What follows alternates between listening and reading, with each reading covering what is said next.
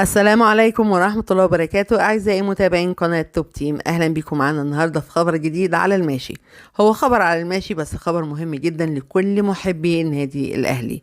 وقبل ما ندخل في تفاصيل الخبر، لو أنت أهلاوي أصيل اضغط لايك واشترك في القناة علشان يوصلك كل جديد وحصري في عالم كرة القدم.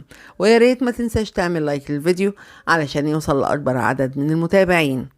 النهارده يا سادة هنتابع مع بعض تغطية حية من مطار القاهرة لحظة استقبال لاعبين النادي الأهلي بعد العودة من السعودية، ويطالبون بعودة الكابتن سيد عبد الحفيظ، وهتافات من جماهير النادي الأهلي داخل مطار القاهرة بتحرك إدارة النادي الأهلي بالتحقيق في واقعة المؤامرة ضد النادي الأهلي من الكاف. للمرة التانية قبل ما ندخل في تفاصيل الخبر، حابة بجد أشكركم على دعمكم المستمر ليا في الفيديوهات اللي فاتت، سواء باللايك أو بالكومنت أو بالمشاهدة.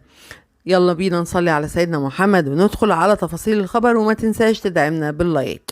النهاردة يا سادة حلقتنا خطيرة جدا، وهي تغطية حية من مطار القاهرة منذ قليل من جماهير النادي الأهلي، وحشد من الصحفيين، وهتافات عالية جدا لمطالبة إدارة النادي الأهلي في التحقيق فيما حدث في مباراة أمس أمام اتحاد العاصمة الجزائري.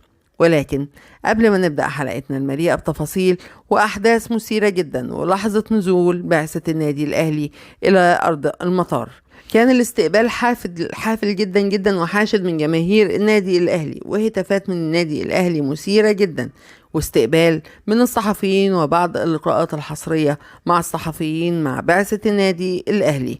ولكن كل اللي طالبينه من حضراتكم لايك الفيديو عشان يوصل لكل الناس. النهارده يا سادة حلقتنا خطيرة جدا وفيها مفاجآت من العيار التقيل في لحظة وصول بعثة النادي الأهلي، وهم على وشهم حزن غريب. الحزن يخيم على بعثة فريق كرة القدم في النادي الأهلي، وحزن شديد على إدارة النادي بنفسها. كانت من ضمن هدفات الجماهير التي تزلزل المطار بيقولوا أو جمهورنا ده حمانا وعلى الحلوة والمرة معانا.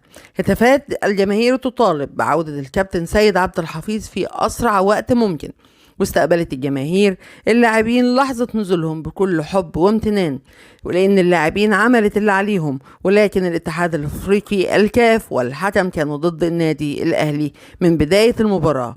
لحظة عدم احتساب هدف محمود كهربا في بداية المباراة والفضيحة بانت قوي، وهتافات الجماهير تطالب الكابتن محمود الخطيب لحل هذه المؤامرة المشكلة ضد النادي الأهلي عن طريق التحكيم. وزي ما حضراتكم شايفين الاستقبال الحافل للنادي الأهلي لحظة وصول البعثة، وده يعكس نجاح النادي الأهلي، وإن خسارة هذه البطولة بسبب المؤامرة المدبرة وليس بسبب إهمال اللاعبين أو استهتار اللاعبين بتعليمات المدير الفني مارسيل كولر.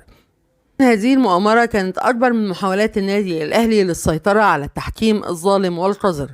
وعند سؤال لأحد الصحفيين لأحد اللاعبين، فرفض اللاعبين الحديث مع الصحافة عن أي لقاء صحفي بسبب الحزن الذي يعم على البعثة. ولكن المدير الفني مارسيل كولر طلب من أعضاء الفريق أو من اللعيبة إن هم يتكلموا مع الصحفيين عادي، لأن هم ما غلطوش في حاجة وما أهملوش في حاجة وما قصروش في حاجة، ولكن الخسارة كانت بسبب المؤامرة القذرة اللي اتعملت من الكاف ضد النادي الأهلي.